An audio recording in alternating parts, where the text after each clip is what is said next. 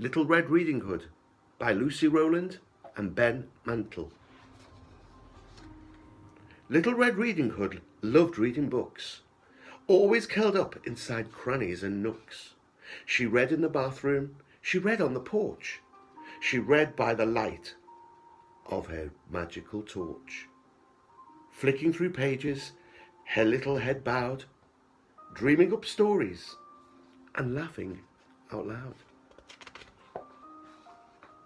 But one day her mother said, "What are to do?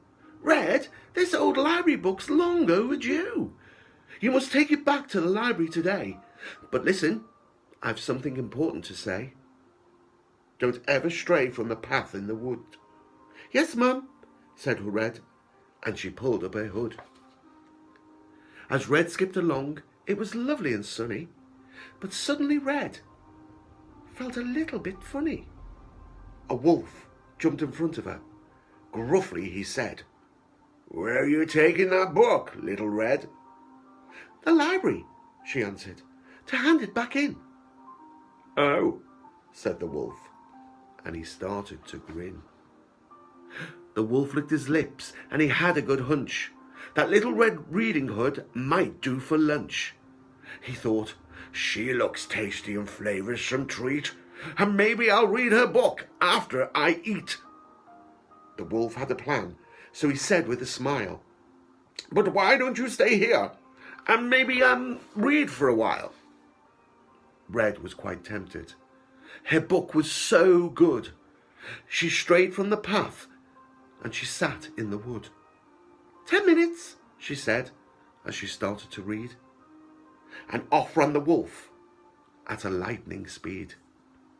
Now, books have all sorts of strange magical powers. And that afternoon, Red was reading for hours. Meanwhile, at the library, what a barbarian!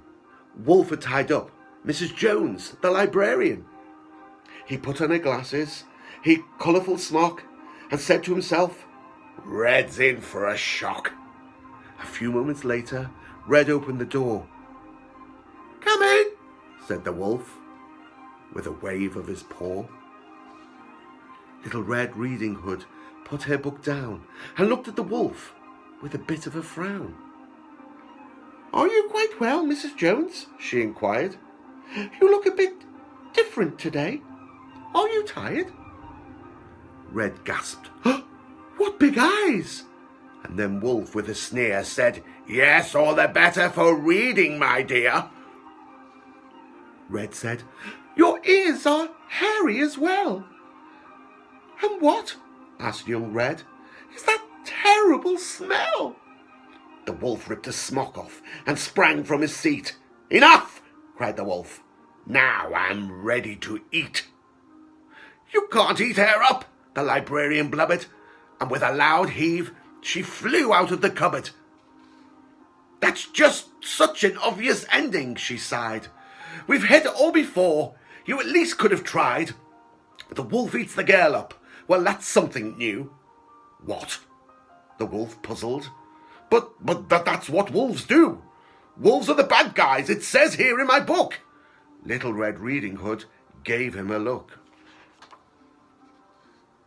She sat by the wolf, and despite her unease, said, "Stories can end any way that you please. You don't like an ending?" Red Riding Hood said.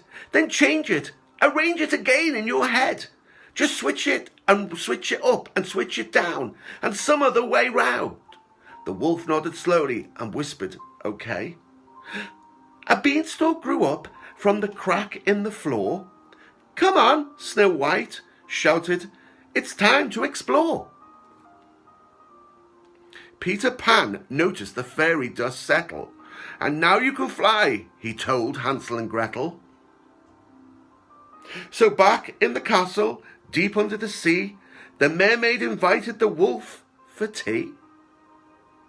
Aladdin jumped back, and he gave a loud shout as the old fairy godmother tumbled right out. He thought for a moment. "A book of my own? And this time the wolf won't end up all alone. He picked up a book about shoemaking elves, then started to chuckle and search through the shelves. "I found it," he shouted, and danced a few jigs, then borrowed a book about 3 little pigs. Little Red Riding Hood walked through the wood, the moon shining down on her little red hood. She curled up that night with a book in her hands, and dreamt of huge dragons and magical lands. For, whilst leaving footpaths should never be done, straying from stories is all sorts of fun. Remember, stories end any way that you want them to.